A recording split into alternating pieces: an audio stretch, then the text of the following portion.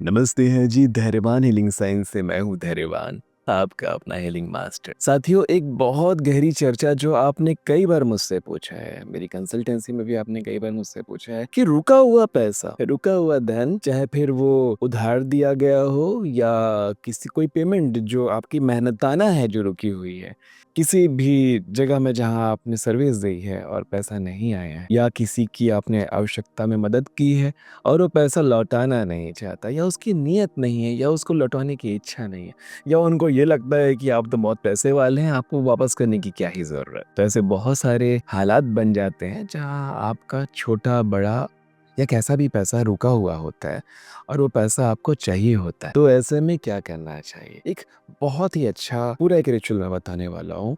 Switch word है, angel number है और उसका एक पूरा सर्कल है जो हम तैयार करके एक स्पेल कास्ट करते हैं।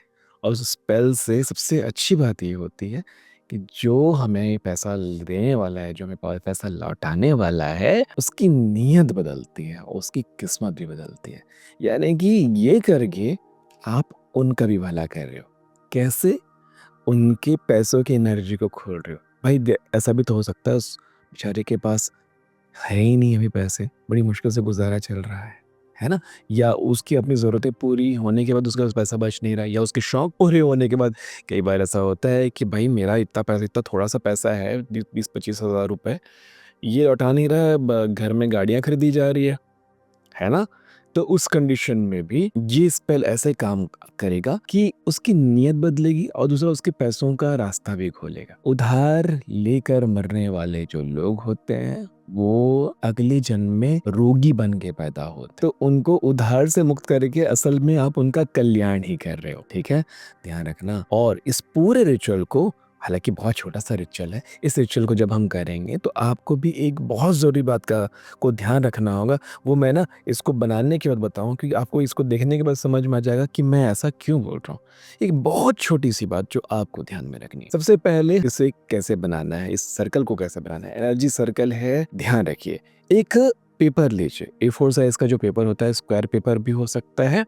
A4 साइज़ का जनरली जो फोटोकॉपी के लिए आता है ना, वाला पेपर उठा लीजिए, कहीं से कटा-फटा ना हो पेपर, ठीक है? उसमें बिल्कुल बीचों-बीच सेंटर में एक सर्कल ड्रॉ कीजिए। अब सर्कल ड्रॉ करने के लिए सर्कल भी कहीं से भी कटा-फटा नहीं होना चाहिए।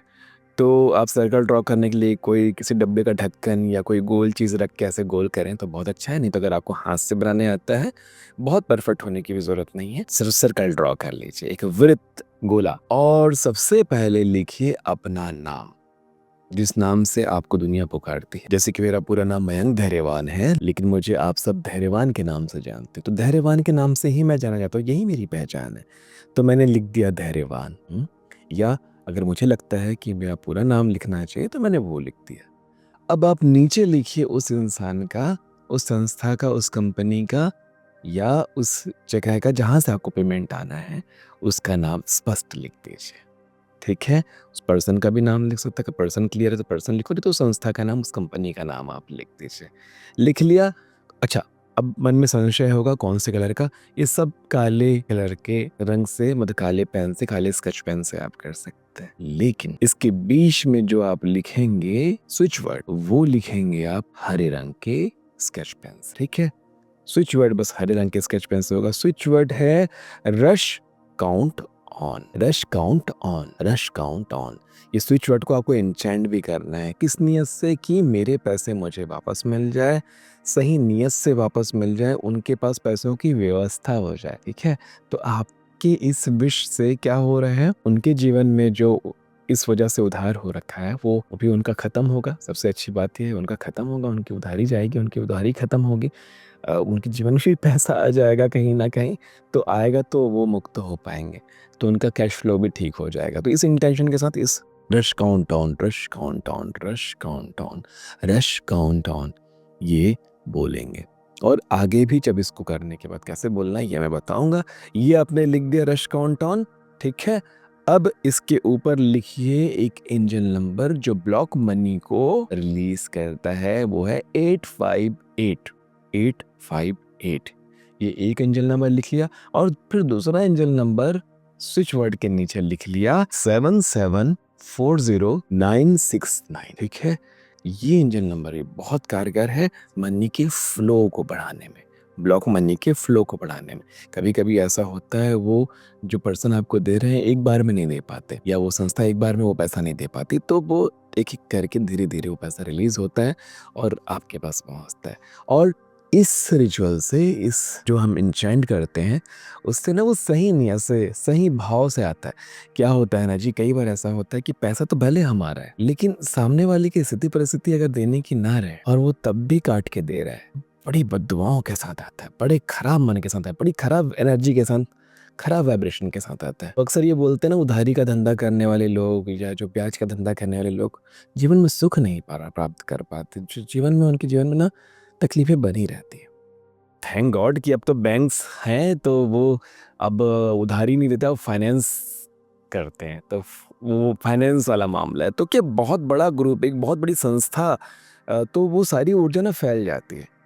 तो जो लोग फाइनेंस का पैसा वापस नहीं कर पा रहे हैं या बड़ी मुश्किल से वापस कर पाते, तो किसी एक के लिए अंदर से ऐसे कोई भाव नहीं निकलते। उनको लगता है कि एक निर्जीव चीज़ पर, एक ऐसी चीज़ को से हमने लिया, हमको लौटाना है, तो वो अलग चीज़ हो जाती है। लेकिन व्यक्तिगत रूप से अगर आप किसी को पैसा दिए हो या आपको किसी ने पैसा दिया और आप लौटा नहीं पा रहे, तो बड़ी तकलीफ है उस चीज़ में। तो वो भाव भी सभी आप मुक्त हो जाएँगे जब आप ये करेंगे। तो अच्छे मैनर में ही पैसा आपके जीवन में आएगा, तो आपके जीवन में पैसा वापस आकर के की भी बरकत ही करेगा, वो आपके काम ही आएगा। वो कहते हैं ना, वकील, डॉक्टर और मैकेनिक्स पैसा लेकर के नहीं जाएँगे। जब खराब पैसा जीवन में आता है तो वो ऐसे ही जाता है। वकील, डॉक्टर, मैकेनिक की कहावत है कि ज़बरदस्ती की चीज़ें होती है, तो वो नहीं होगा।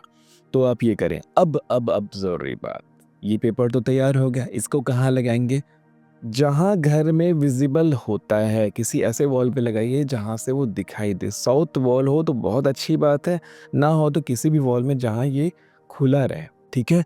और अब कई बार ऐसा होता है यार, घर में ऐसे लगाएँ, पेरेंट्स क्या समझेंगे, घर वाले क्या समझेंगे, लोग आएँगे वो लोग क्या समझेंगे? तो अगर वैसा है तो एक काम कीजिए, घर में जो अलमारी होती है उसके ऊपर का जो जगह होता है वो तो खुला होता है, उसको ऊपर में चिपका दीजिए ताकि वो ओपन एनर्जी में रहे। ठीक है? लेकिन आपको दिन में एक बार तो उस तरफ ध्यान देना है और बस एक बार ध्यान देके कि इंटेंशन करके कि मेरा पैसा मेरे पास वापस अच्छे तरीके से आ रहा है। Rush count on, rush count on, rush count on 11 times बोल दीजिए। रोज़ एक बार बोल दीजिए, हाथ से ऐसे काउंट करके बोल दीजिए। और अगर वॉल पे लगा है तब तो फिर बहुत क्लियर है, आपको दिखेगा और आपको तुरंत याद आएगा और आप ये कर पाएँगे। तो ये तरीका है। अब जो सबसे ज़रूरी बात है जो मैं बताना चाहता था इसके बाद, आज के समय में जहाँ भी आपकी जैसी भी उधारी होगी क्लियर कर दीजिए या क्लियर करने का नियत ले आइए। अब मैंने जो कार लोन पे लिया हुआ है, घर लोन पे लिया है, उसकी बात नहीं कर रहा, वो उधारी नहीं, वो तो फाइनेंस कराया है, मैंने कहा ना आपको, वो नहीं। किसी से अगर कोई उधारी ले रखी है और वापस नहीं किया है, किसी दुकान वाले से, किसी ठेले वाले से, और शायद उन्हें याद भी नहीं और आपको कहीं न कहीं है कि कुछ तो वहाँ रुका हुआ है, कुछ तो मैंने नहीं लौटाया। किसी का कोई पेमेंट है जो आपने नहीं लौटाया है, वो एक्सपेक्ट कर रहे हैं पेमेंट, या तो बात करके क्लियर कर दो या तो आप जो भी तरीके से इसको क्लियरिटी ले लो, मतलब कि हिसाब-किताब क्लियर कर लो। हाँ, अगर आप श्योर हैं कि आपका उसकी तरफ से उसका कोई पैसा आप पर नहीं लग रहा है या आपका कोई पैसा उन पर नहीं लग रहा है, तो उतना भी ज़्यादा है नहीं। लेकिन किसी को अगर लगता है, किसी खासकर दुकान वालों, मैं हर इंडिविजुअल पर्सन की बात नहीं कर रहा हूँ, कहीं दुकान में कहीं से कोई आपने कोई आपको सर्विस दिया है और आपने उनको उसका पे नहीं किया है और वो आपको बोल रहा है पेमेंट के लिए, और नहीं भी बोल रहा तो आपको पता है कि वो पेमेंट के लिए कहीं ना कहीं वो चाहता है पेमेंट करो, तो करके नक्की कर दो, करके छूट जाओ, तो उधारी से मुक्त हो जाओ। तब ये रिचुअल सबसे शानदार काम करता है। जब आप रिलीज करेंगे ना वो ब्लॉक एनर्जी, तो उधर से नई एनर्जी आएगी। ठीक है जी। और जीवन में एक संकल्प बनाइए, ना उद्धव से लेना, ना माधव को देना। जितना हो सके इस नियम पे चलो। छोटी लाइन में बात कह दी है, समझ जाइए। ठीक है जी। आशा करता हूँ ये अध्याय आपको बहुत अच्छे से समझ में आया होगा। मिलते हैं आने वाले अध्यायों में। तब तक के लिए नमस्ते है जी।